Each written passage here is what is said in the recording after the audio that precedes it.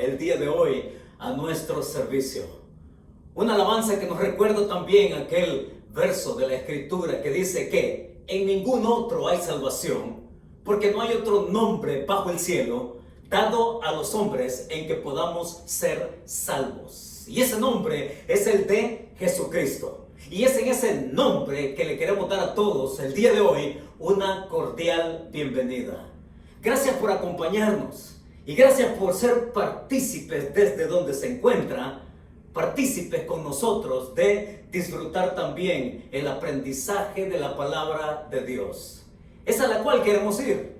Y para ir a ella queremos también orar y disponer nuestro corazón para que la bendición de Dios a través de su palabra para nosotros sea completa. Acompáñenme con esta oración y le decimos al Señor: Señor, en este momento dispongo mi corazón y mi voluntad para ser oidor y cumplidor de tu palabra en obediencia. Guíame con tu Espíritu Santo para ser transformado a la imagen de tu Hijo. Que así sea. En el otoño del 2010, miles de millones de personas en todo el mundo quedamos sorprendidos por la historia de los mineros chilenos allá en la mina de San José en el desierto de Acatama. Atrapados bajo 2000 pies de roca sólida, los 33 hombres estaban desesperados entre los escombros. El colapso de un túnel principal había sellado la única salida posible y los había puesto en modo de supervivencia. Comían 2 cucharadas de atún, un sorbo de leche y un bocado de durazno cada 2 días. Y durante los 69 días que pasaron en las entrañas de la tierra, cada quien oró en lo que creía para que alguien más llegara a rescatarlos. Y mientras esto sucedía allá abajo, allá arriba, en la superficie, el equipo de rescate chileno trabajaba a contrarreloj las primeras 24 horas del día, consultando a la NASA, consultando a expertos, componiendo un equipo multidisciplinario para establecer un plan de rescate y lograr la hazaña. Así es que en ese esfuerzo ellos diseñaron una cápsula de 13 pies de altura, la que vinieron a llamar el Fénix 2. Y lo primero fue entonces perforar un agujero que les servía de comunicación. En primer lugar, para saber si estaban vivos. Y en segundo lugar, a través de ese hoyo, de ese agujero, también proveerles de suministros como botellas de agua y otros alimentos. Y lo que continuó después fue la excavación del túnel por donde el Fénix 2 podía llegar hasta donde ellos se encontraban. Pero con todo ese equipo de expertos y con todo ese equipo multidisciplinario, ninguno de ellos daba garantía de éxito. Nadie daba garantía porque hasta ese momento nadie había estado atrapado bajo tierra tanto tiempo y vivir para contarlo. Pero el 13 de octubre del 2010, los hombres comenzaron a emerger con aplausos y gritos de victoria, dando bocanadas de aire fresco. Uno por uno empezaron a salir, y entre ellos un bisabuelo que estaba contento de volver a ver a sus nietos. Entre ellos un hombre de 44 años que podía continuar con sus planes de boda. Entre ellos un chico de apenas 19 años de edad que apenas comenzaba a ganarse la vida como minero. Cada uno de ellos con historias diferentes, pero todos tenían la misma urgencia de salvarse y no tenían más opción que confiar en que alguien más pudiera lograrlo. Así que ninguno de ellos regresó a la superficie diciendo que pudo salir de las entrañas de la tierra por su propia cuenta. Bastaron los primeros minutos, lo suficientes como para ser conscientes de su realidad, y todos por igual decir: necesitamos ayuda. Necesitamos que alguien penetre en este mundo subterráneo y nos saque. Y cuando finalmente llegó la cápsula, el Fénix 2 al rescate, todos emergieron a la superficie. Los 33 de Acatama, como se les vino a conocer, que pasaron 69 días en la más dura necesidad de salvarse, 10 años después, que estamos por cumplir en el mes de octubre, una década después, ellos luchan contra los fantasmas de la mina de San José y contra la rabia de sentirse y de saberse olvidados. Así es. Lo que en un primer momento fueron considerados héroes y noticias alrededor del mundo, 10 años después, cada uno de ellos ha quedado en el olvido. Pero es una historia que nos recuerda otra realidad. Es esa realidad de la cual muchas veces no nos apercibimos. Es esa realidad espiritual. Nos olvidamos que cuando hablamos de la vida espiritual, muchos están viviendo día con día en un modo de supervivencia, en un modo de rescate, viviendo bajo sus escombros y con la necesidad de que alguien más llegue y también los salve.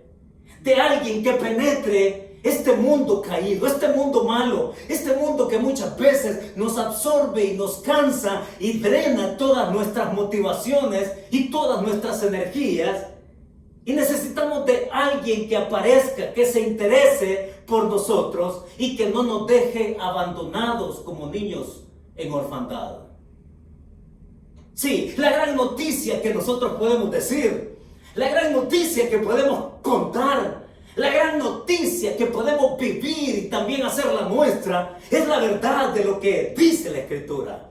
Porque la Escritura precisamente nos habla de aquel que vino y penetró la historia, de aquel que vino y se hizo como uno de nosotros, siendo hombre, de aquel que vino y que también nos mostró el camino para que pudiésemos tener la seguridad y la garantía de que podemos ser perdonados y que podemos ser salvos y que podemos venir a una relación inquebrantable con el Padre.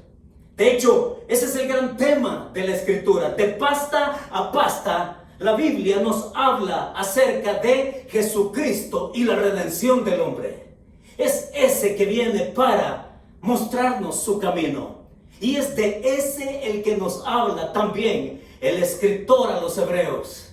Él continúa con nosotros el día de hoy. Y les invito a que vayamos y que veamos qué más tiene el escritor para compartir y para que nosotros podamos afirmar y para que podamos confiar y continuar nuestra vida en victoria, dando bocanadas de aire fresco en una nueva relación que tenemos con Jesucristo. Capítulo 7 de Hebreos. Les invito a ir conmigo. Y para ponernos en contexto, queremos ver cuál es el pensamiento que viene desarrollando el escritor. Para ver el contexto, nos fijamos ahí en el versículo 15 y el versículo 16 de Hebreos. Y ahí ha dicho que este sumo sacerdote es un sacerdote distinto porque es de otra tribu, de una tribu que va a hacer la diferencia. Porque viniendo de la tribu de Judá, Jesucristo no solamente puede ostentar ser rey, sino también ser sacerdote de acuerdo a una orden que lo va a llevar a él en un proceso eterno por el cual nosotros también podemos seguirle. Es distinto porque él no está supeditado a una herencia humana, a una genealogía humana para tener ese privilegio, sino que es hecho semejante a Melquisedec, un sacerdocio eterno.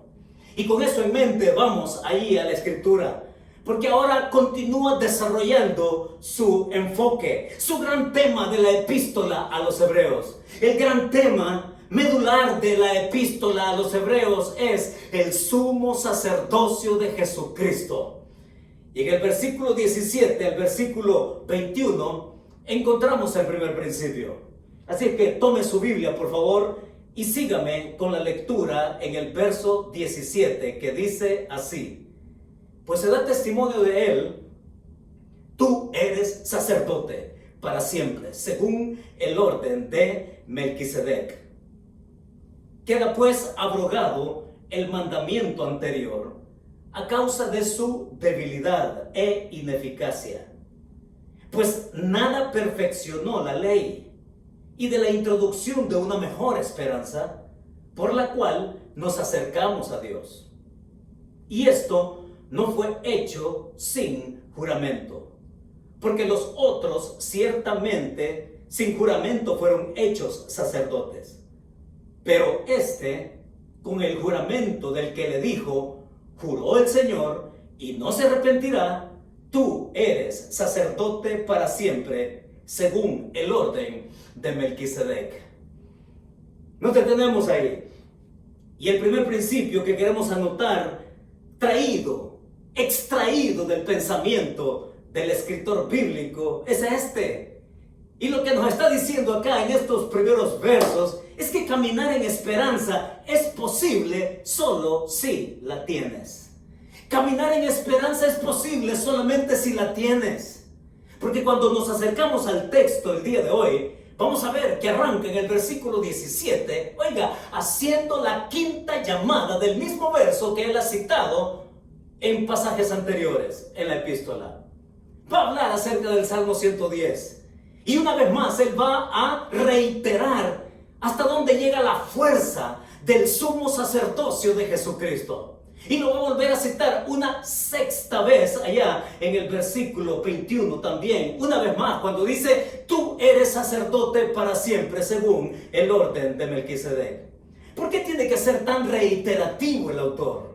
Porque él quiere que entendamos con el fuerte énfasis de todo lo que significa que Jesús sea sumo sacerdote. Y ahora nos coloca entonces en esta realidad. Porque él va a decir dos cosas acá que nos importan a nosotros hoy para que nuestra vida tome sentido y para que nosotros podamos estar con la garantía, con la seguridad de que lo que tenemos en él es así, profundo. En el versículo 18 dice, queda pues abrogado el mandamiento anterior a causa de su debilidad. ¿A qué se refiere el versículo 18? Esto hace eco de lo que estuvimos viendo el domingo anterior, que la ley, por ser débil, oigan, la debilidad de la ley estaba en que era tan perfecta que nadie la podía cumplir. Y entonces, la ley no podía justificar a nadie y la ley no podía santificar a nadie, porque fallar en un punto de la ley hacía a la persona infractora de toda la ley. Eso significa un imposible de tener la ley como el medio por el cual yo me puedo acercar a Dios, como lo vimos el domingo anterior. Entonces dice acá el escritor que ese mandamiento anterior quedó abrogado, quedó clausurado a causa de su debilidad, en el sentido de su perfección, de ser tan perfecta que nadie podía cumplirla.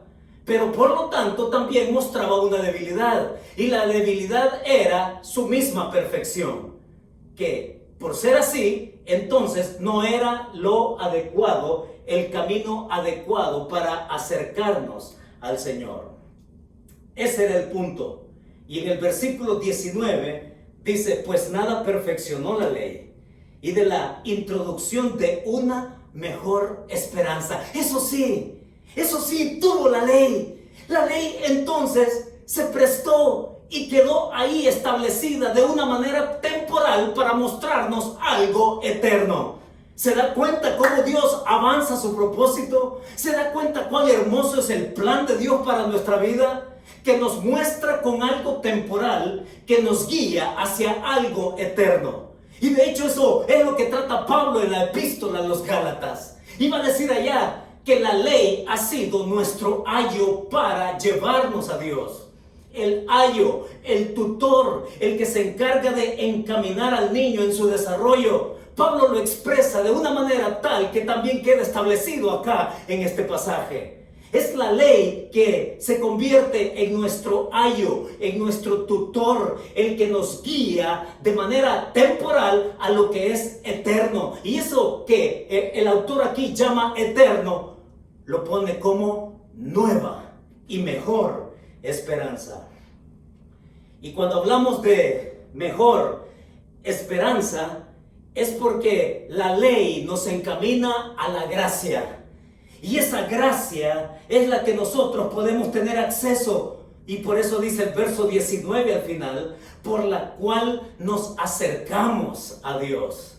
Es por la gracia que nos acercamos a Dios, ya no por la ley. Y la gracia tiene un agente, y ese agente es su propio Hijo. Y en Él toda persona puede encontrar, por muy pecadora que se consienta, puede tener con Dios una relación que se vuelve inquebrantable, una relación que se vuelve novedosa, una relación que se vuelve transformadora, una relación que lo encamina hacia el gran propósito eterno de vida y de plenitud. Es como el autor aquí se encamina en el verso 20 y dice, y esto no fue hecho sin juramento. Y note por favor cómo juega el autor o maneja el autor. En el verso 17 ha dicho, pues se da testimonio de él. de Cristo. Luego, en el verso 21 dice, pero refiriéndose a Jesucristo. Y luego en el verso 22 va a decir Jesús. Y también en el verso 24 va a decir más Y así es como el autor se encamina a describir esa grandeza de Cristo que ha venido poniendo de manifiesto desde el principio de la epístola. Y habla de Él, de Jesús, más Y es que en Él encontramos toda la plenitud y todo el propósito con el cual todos necesitamos vivir en esta tierra. En esta tierra donde sabemos somos temporales. Pero siendo temporales es que podemos encaminarnos a algo eterno. Y para encaminarnos a algo eterno, que es la salvación que toda persona anhela, no podemos dejar pasar la oportunidad de ser rescatados por Jesús. Él es el que viene, el que penetra la historia, el que penetra nuestro mundo, nuestra realidad, el que se acerca a nosotros, el que viene para decirnos: yo puedo perdonar tus pecados, yo soy el que tú necesitas. Y saben, lo que sí queda demostrado acá con el escritor bíblico y con otros más en la Biblia es que la vida en Cristo no se limita solamente a lo físico. La vida en Cristo no se limita solamente a este tiempo. La vida en Cristo no queda reducida solamente a la realidad que vivimos día con día. Es que la vida con Cristo es mucho más que eso. La vida con Cristo es, además de esto, lo otro también, su eternidad, donde nosotros podemos tener vida plena, consumación del gran deseo de todo ser humano. Pero muchos prefieren vivir en los escombros. Muchos prefieren vivir en los excesos. Muchos piensan que esto es todo lo que se tiene y hay que disfrutarlo como sea. Pero Cristo y la vida en Él es mucho más de lo que podemos hacer y tener en esta corta vida que pasamos por este mundo. Por eso es que cuando habla de mejor esperanza, hay algo que nosotros debemos de considerar con toda la seriedad del caso. Y es que no debemos tardarnos en acogernos a la verdadera esperanza, a la mejor esperanza que le está proponiendo acá. No te tardes en acogerte a la verdadera esperanza, a la mejor esperanza que tenemos en Jesucristo. Y esa esperanza es lo opuesto a la decepción que todos pasamos, a las realidades existenciales que enfrentamos, a todas las deficiencias emocionales e intelectuales e insatisfacciones que por mucho esfuerzo que le pongamos nos pueden satisfacer momentáneamente, pero nos llegamos a cansar de ello. Es el Señor que nos provee su mejor esperanza. Y esa esperanza, dice en el verso 20, es una esperanza que no fue hecha sin juramento. O sea, en otras palabras, como lo hemos tratado con anterioridad, ese juramento de Dios se hizo para que Jesucristo viniera a hacer el cumplimiento pleno de su sumo sacerdocio, de presentarnos delante de Dios, y que a través suyo nosotros podemos encontrar una relación a través de la fe, a través de aceptar su gracia, de reconocer que somos pecadores y que necesitamos con toda urgencia, estando en modo de supervivencia, la necesidad que alguien nos rescate. Es en Jesús que nosotros tenemos el juramento del Padre cumplido en su propio Hijo. Un juramento que por eso, por sexta vez consecutiva, en el verso 21 va a decir: juró el Señor y no se arrepentirá. Tú eres sacerdote para siempre, según el orden de Melquisedec. Es Dios quien desde su eternidad, desde su propósito eterno, para la humanidad es que Él confiere a Jesús aquello que lo convierte en el único, insustituible, para que la persona pudiese venir a ser salva. Ese es el juramento que nos presenta no solamente mejor esperanza, sino también una esperanza basada y fundamentada en lo que Dios desde su eternidad dijo acerca de su propio Hijo siendo sumo sacerdote. Desde entonces Dios pensó en nosotros. Desde entonces Dios quiso llegar hasta nosotros y convertirse en uno de nosotros, viviendo nuestras pobres realidades e identificarse de tal forma que podamos entender que Él es el que necesitamos para ser salvos. El pasaje nos invita a que veamos no solamente lo que nos pone acá. Necesitamos ver también aspectos que nos muestran una realidad de lo difícil que podemos ser, diciéndole al Señor no a lo que Él nos ofrece. Yo les quiero llevar a que pensemos en algo. Es que nos volvemos tan fáciles de dejarnos ayudar por otros, ¿no es cierto? Es tan fácil confiar en otras personas que nos auxilian. Por ejemplo, si usted está sufriendo alguna enfermedad, si usted está sufriendo algo que lo quebranta, si usted está con la congoja y la necesidad física, hombre, dígame, ¿qué sensación le trae a usted cuando ve a una persona que sabe lo que está haciendo, que sabe lo que a usted le pasa en su organismo, que lo diagnostica y que le prescribe un tratamiento con el cual usted puede venir a ser una persona saludable? Usted se confía, ¿no? Y usted cree en el médico. Igual podría ser cuando aparece un bombero, cuando está ahí en la situación apremiante, entre hierros retorcidos, entre la calamidad, la destrucción y los escombros. Cuando usted ve a un bombero o cuando usted ve a un rescatista, ¿con qué facilidad creemos? ¿No es cierto? ¿Con qué facilidad atendemos las indicaciones? ¿Y con qué facilidad extendemos nuestra mano para que nos la tomen y que nos saquen de un lugar anegado? Que nos tomen en helicóptero desde un techo. Que nos rescaten cuando tenemos el agua hasta el cuello. ¿Con qué facilidad reaccionamos? Pero qué difícil es dejarnos salvar por Cristo. ¿Por qué? ¿Por qué es tan difícil dejarnos salvar?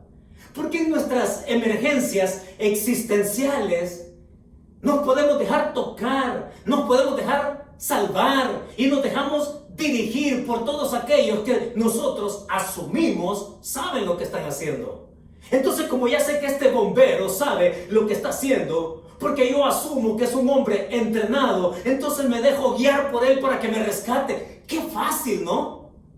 Pero ¿por qué es tan difícil? ¿Por qué es tan complicado dejarse salvar por Cristo? Es una pregunta que yo le hago. Y sabe que no solamente es curioso el asunto, es un asunto también contradictorio. Es un asunto ilógico. ¿Por qué? Porque yo he escuchado a muchas personas decir, no, sí, yo creo en Dios. Yo creo en Dios. Pero no creen en Jesucristo. Qué contradictorio, ¿no? He escuchado a personas decir, no, yo sí, creo en Dios. Sí, Dios. Pero niegan la manera en que Dios les dice, a través de Cristo yo te quiero salvar. Es gente que dice creer en Dios, pero cree más en sí mismo al pensar que puede ser salvo por sus propias obras.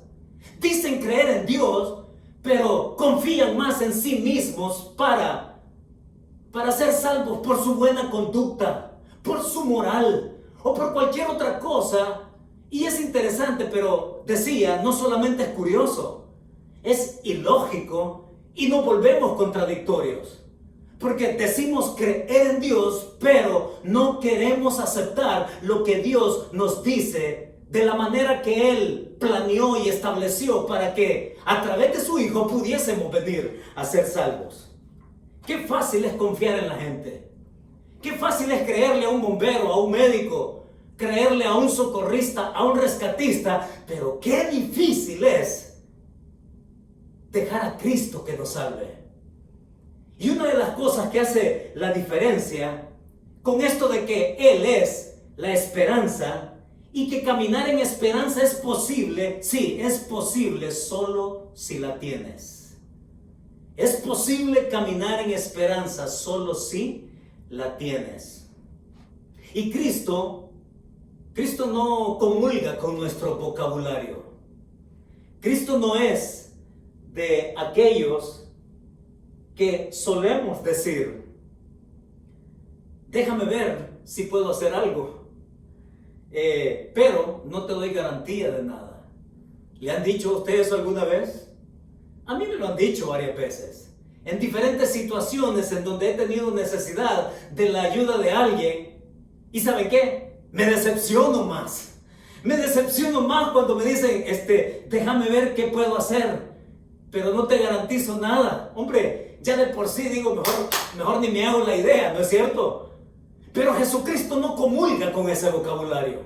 Porque cuando Jesucristo se planta como la esperanza, y esa esperanza que fue jurada por su propio Padre desde la eternidad como el único medio de gracia para que a través suyo podamos ser salvos, Jesucristo dice, sí, yo puedo hacer algo y mucho más. Sí, yo puedo hacerlo todo por ti. Y sí, yo soy capaz de tomar todas tus congojas. Sí, yo puedo darte la paz y el descanso que necesitas porque yo tengo la potestad de hacerlo. Qué lindo, ¿no? Pero la gran pregunta es, ¿y por qué es tan difícil confiar en Él? ¿Por qué es tan difícil dejarse salvar por Cristo? Y esto nos lleva al segundo aspecto. Jesucristo es la mejor esperanza. Es la esperanza jurada por su Padre en los versos del 17 al 21. Y ahora nos va a ofrecer lo segundo que encontramos en Él, en los versos 22 hasta el 28, donde cerramos este capítulo. Verso 22, sígame por favor, dice así: por tanto, Jesús es hecho fiador de un mejor pacto, y los otros sacerdotes llegaron a ser muchos, debido a que por la muerte no podían continuar. Mas por cuanto permanece para siempre, tiene un sacerdocio inmutable, por lo cual puede también salvar perpetuamente a los que por él se acercan a Dios, viviendo siempre para interceder por ellos. Porque tal sumo sacerdote nos convenía, santo, inocente, sin mancha, apartado de los pecadores y hecho más sublime que los cielos, que no tiene necesidad cada día, como aquellos sumos sacerdotes, de ofrecer primero sacrificio por sus propios pecados y luego por los del pueblo, porque esto lo hizo una vez para siempre, ofreciéndose a sí mismo, porque la ley constituye sumos sacerdotes a débiles hombres, pero la palabra del juramento posterior a la ley, al Hijo hecho perfecto para siempre. Oh, sí, espero que esté despierto, espero que usted esté atento para que no se pierda esto que continúa, porque en los versos 22 al 28 no solamente el escritor nos ha dicho que Jesucristo es la mejor esperanza, y que esa mejor esperanza está basada en el juramento de su propio Padre, como escogido suyo para que por medio de él nosotros podamos acceder a su gracia a través de la fe. En el versículo 22 al 28, el principio es que tu vida puede estar garantizada con la dirección segura hacia la eternidad. ¿Lo escuchó bien? Tu vida puede estar garantizada con la dirección segura hacia la eternidad. Y aquí venimos entonces en el versículo 22, al final, que dice que Jesucristo es hecho fiador, garante. Jesús es el garante, el que asegura que lo que tenemos en él, nada lo puede cambiar. Nos lo quedamos de una vez y para siempre. Va a ser nuestro y nos encaminamos a gozarlo a plenitud con una salvación que él nos garantiza. Rumbo a la eternidad mientras transitamos temporalmente por esta tierra. Rumbo a la eternidad donde es el clímax de la salvación. Siendo salvos en el presente, nos encaminamos a la salvación plena, a la salvación así, completa, al estar en su presencia. Y ese es el Evangelio de gracia. El Evangelio de gracia se sitúa acá en Jesús hecho fiador, garante. Y no solamente ha dicho mejor esperanza anteriormente, ahora habla de un mejor pacto. Y es interesante, ¿no? Mejor pacto. Y no es algo nuevo en la Escritura este mejor pacto, porque es el mismo pacto al cual Él se refirió precisamente en esa noche en que Él fue capturado ahí en el Getsemaní, cuando estaba con sus discípulos, cuando prácticamente se estaba despidiendo terrenalmente de su vida terrenal con ellos, allí, anticipando a pocas horas su muerte. Él celebró, partió el pan y tomó la copa, y cuando dice: este es mi cuerpo que por vosotros es partido, y esto es mi sangre que por vosotros se derrama, este es el nuevo pacto en mi sangre. Cuando hablamos del nuevo pacto, mis hermanos, estamos hablando de la manera en que nosotros podemos venir voluntariamente a aceptar y tomar de su gracia. Esa es la gracia. La gracia no se impone. La gracia no se vende. Y cualquiera que lo quiera manipular a usted con la gracia, váyase de ahí. Y cualquiera que le quiera vender la gracia, váyase de ahí. Porque la gracia no obliga a nadie. El Evangelio de gracia es para creerlo voluntariamente. Es Jesús quien dice: yo soy el nuevo pacto, en mi sangre, en mi cuerpo. Y ese nuevo pacto nos invita a que nosotros entonces tomemos decisiones también radicales. Radicales en cuanto a nuestra realidad.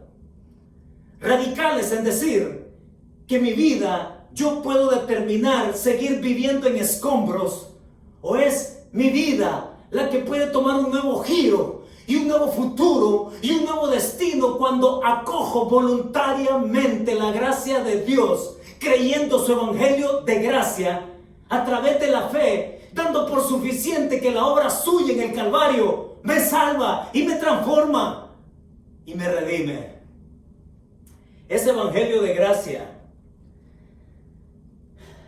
Dios no obliga a nadie a creer. Con todo y que Él ofrece todo lo que puede ofrecer para que la persona sea salva, Dios no obliga a creer en Él.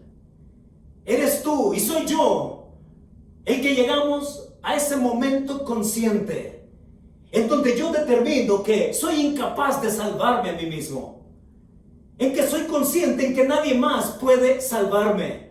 Y si todavía tú piensas que una virgen te va a salvar, estás equivocado. Si tú piensas que una religión te va a salvar, estás más equivocado. Pero si tú llegas al momento consciente de que ni tú ni nadie más te puede salvar excepto Jesucristo, el Hijo de Dios, muriendo en la cruz, pagando por tu pecado y por el mío, entonces sí tú puedes venir a ese evangelio de gracia al cual tú te puedes rendir voluntariamente y decir: Señor, necesito ayuda. Señor, necesito que me rescates. Señor, yo quiero que tú me tomes y que me hagas ser una persona nueva, el nuevo hombre que solo Cristo puede hacer. Pero es tan de gracia, el evangelio es tan de gracia, oigan, que usted puede tener la opción incluso de rechazarlo. Es tan de gracia y, como decíamos, Dios no obliga a nadie a creer. Es tan de gracia que hasta yo puedo decir: no, yo no lo quiero. Sí, lo entiendo, pero no quiero. Es así el evangelio de gracia. Y cuando habla de un pacto en el versículo 22, de un mejor pacto, es porque el pacto anterior se basaba en la temporalidad. En la temporalidad, pero este pacto se basa en la eternidad. No tiene límite. Y es ahí donde Él es garante también de un mejor pacto. No solamente de la esperanza mejor. Es por eso que Jesús es capaz de tocar la necesidad de cualquiera. Es Jesús el único que puede llegar hasta el fondo de tu problema y del mío. Es Jesús que puede llegar allá hondo, penetrar tu mundo interior, penetrar tu mundo solitario, penetrar tu necesidad más sentida, penetrar tus complejos, penetrar hasta tus más profundas decepciones. Y es Jesús el que puede llegar hasta ahí para ofrecerte, tomarte de la mano y rescatarte. Es Dios quien se acerca. Es un acercamiento de fe, porque cuando lo vemos acá, ese sacerdocio nos permite acercarnos de tal manera, dice el verso 25, por lo cual puede también salvar perpetuamente a los que se acercan a Dios. Así es el poder de Cristo. Así es el poder transformador de cómo tu máxima necesidad puede ser resuelta. Es que Jesús no se va a acercar a ti y ser indiferente. Es Jesús que no se va a acercar a ti y que no haya ningún resultado. Es Jesús que cuando se acercó siempre hubo algo, siempre sucedió algo. Y más allá de lo que una sanidad podía producir, esa sanidad física, Jesús fue más allá de la sanidad física. Jesús fue más allá de la solución temporal. Jesús siempre fue más allá a la solución eterna de cada persona. Pero muchos le temen acercarse a Él. Cuando Jesús nunca tuvo esa limitación, ni social, ni cultural, ni religiosa, ni nada por el estilo. Jesús supo llegar a la necesidad de todos. Y oigan, esto nos deja una situación muy profunda. Es que Jesús era espiritualmente distinto, pero no socialmente separado. Jesús era espiritualmente distinto, pero no socialmente separado. De eso habla el versículo 25 al versículo 28. Porque en el verso 26 dice: porque tal sumo sacerdote nos convenía, santo, inocente, sin mancha, apartado de los pecadores y hecho más sublime que los cielos. Apartado de los pecadores acá no significa que Él no se quería meter con ellos. No, significa que Él era espiritualmente distinto, sin pecado, pero próximo, cercano a la necesidad sentida de todos aquellos con los cuales trató. De hecho, hasta podemos mencionar, ¿no?, cómo Jesús se acercó a un hombre culturalmente y religiosamente rechazado por su pueblo. los judíos. Un leproso se nos cuenta ya en los evangelios, en Lucas, capítulo 5, Marcos y Mateo, lo van a comentar también. Este hombre leproso, que lo único que le quedaba era quedar desahuciado, morirse en soledad, allá, arrinconado, olvidado, sí, desvinculado de toda relación social. Este hombre estaba confinado a morir solo. Pero es Jesús el que se acerca. Y no solamente se acercó, sino que Jesús, como judío, osó tocar a este hombre. El poder de su toque llevó a decirle a este hombre leproso: ¿cuánto tú significas para mí? Es Jesús que llega hasta la máxima necesidad de este hombre y él le dice: si tú quieres, puedes limpiarme. Y es Jesús el que con su palabra de autoridad dice: sí quiero ser limpio. Es Jesús que no pasa indiferente a su necesidad, y mucho menos a su necesidad eterna de ser perdonado, restaurado, redimido, para que entonces su vida tenga un propósito. Lo mismo podemos decir de aquella mujer, ¿no?, con flujo de sangre en Lucas capítulo 8. Esta mujer que también había pasado 12 años con un periodo menstrual que la hacía también ser impura en la cultura y en la religión judía, y que todo lo que ella tocara era inmundo. Esta mujer creyó que si yo me acerco a ese hombre y que si yo soy capaz de tocar siquiera el manto, yo voy a ser sana. Y esta mujer se abre paso como sea entre hombres, tocándolos, apartándolos y llegando finalmente hasta donde Jesús y logra tocar el borde de su manto. Esta mujer dice que sintió en su cuerpo que había sido sanada, y tal fue la impresión de Jesús, conociendo él el corazón de todos alrededor, y pregunta: ¿quién me ha tocado? Y Pedro le dice: Señor, ¿qué estás diciendo? ¿Qué no ves que la gente te aprieta? No, es que alguien me ha tocado, porque yo sé que virtud ha salido de mí. Y es Jesús que cuando esta mujer la confronta, no para avergonzarla, sino que la confronta con la verdad de su necesidad inmediata, pero de su necesidad eterna. Y le dice: vete en paz, tu fe te ha hecho salva. Y así podríamos pasearnos por los evangelios, y así podríamos recorrer las páginas de la Biblia, y así podríamos mencionar uno tras otro, pero permítame citarle a alguien más. Es esa mujer prostituta, sí, que está Jesús ahí reunido en la casa de los religiosos, líderes del pueblo. Y esta mujer llega, y esta mujer se pone a sus pies y derrama un perfume carísimo, rompe aquel alabastro y unge con sus cabellos y sus lágrimas los pies del Señor.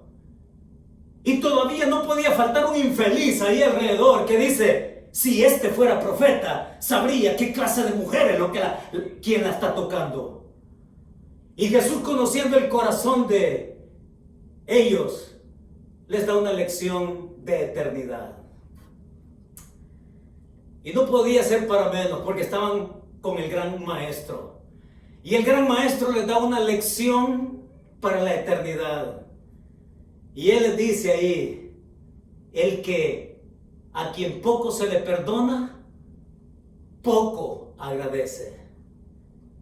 Y a quien mucho se le perdona, mucho también agradece. Y esta mujer estaba ahí entregándose. Esta mujer estaba derramando su corazón y sus lágrimas y su perfume en agradecimiento por la obra transformadora que el Hijo de Dios, único en hacerlo, capaz en hacerlo, pudo hacer. Y una mujer prostituta queda reivindicada por la palabra de autoridad y por la transformación real que Dios puede hacer a través de su Hijo en cualquiera. Mencióname tú el pecado que quieras y te voy a decir que así como a esa mujer, Él pudo haberme perdonado a mí y te ha perdonado a ti. No somos la excepción en categorías de pecados. Pecadores somos todos, y por cuanto todos pecaron, están destituidos de la gloria de Dios, quitados de la gloria de Dios. Y lo único a lo cual nos podemos aferrar es a lo que Dios nos ofrece en Cristo.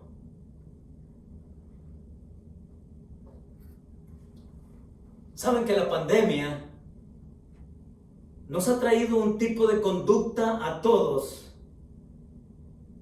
que a lo mejor ni conocíamos. Pero ¿se ha preguntado usted qué estaría haciendo usted en este momento si no estuviéramos en pandemia?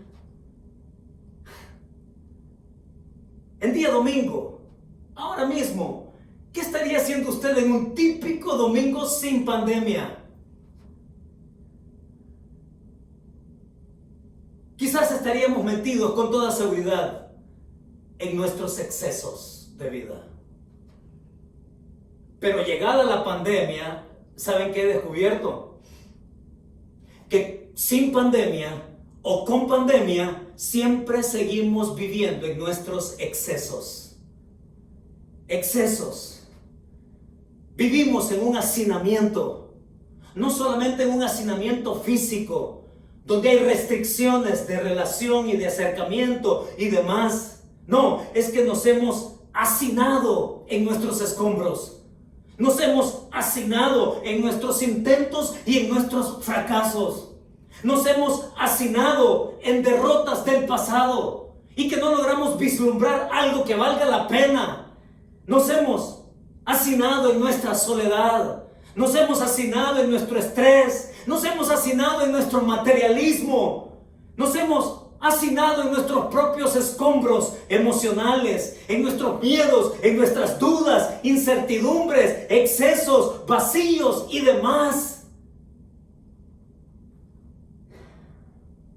Y a veces, hasta la congoja nos ha motivado a renunciar a toda esperanza.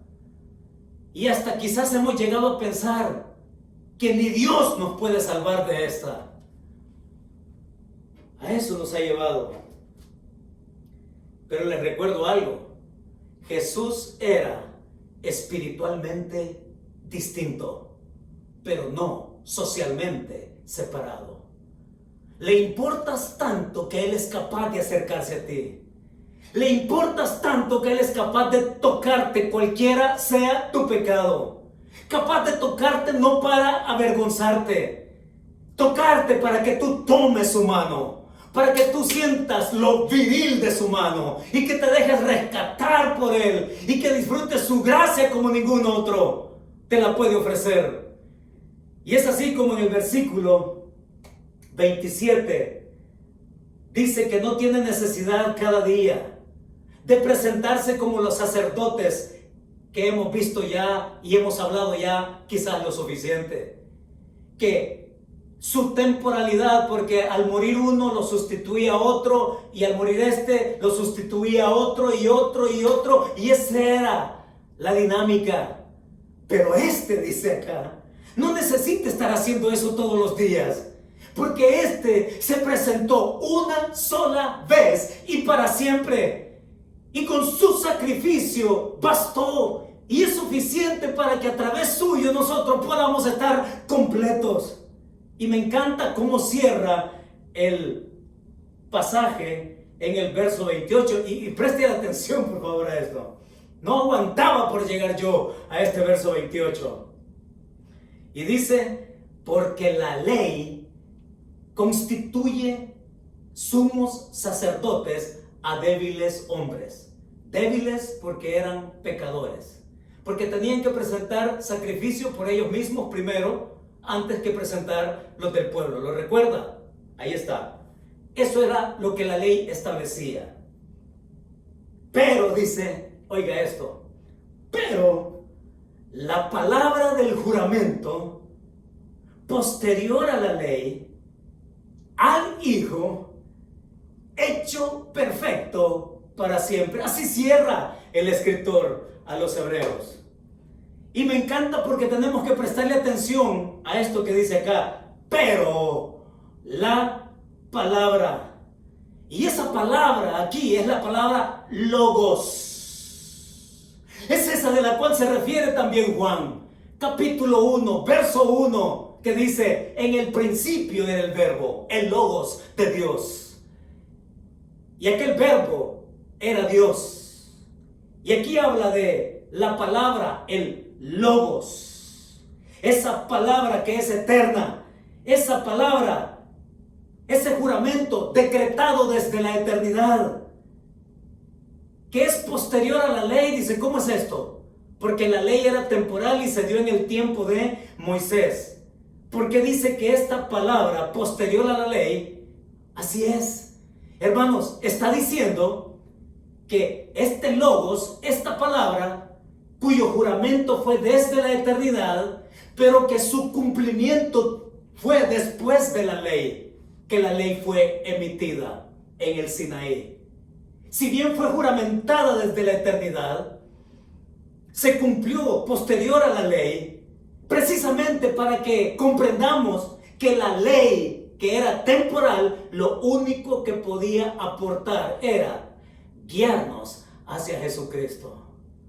Eso es lo que el escritor a los Hebreos nos ofrece, para que nosotros entonces tengamos una mejor esperanza, basada en ese juramento desde la eternidad, que tiene un cumplimiento posterior a la ley, y que la ley lo que hace es indicarnos el camino hacia Cristo. Él es el camino perfecto, el Hijo.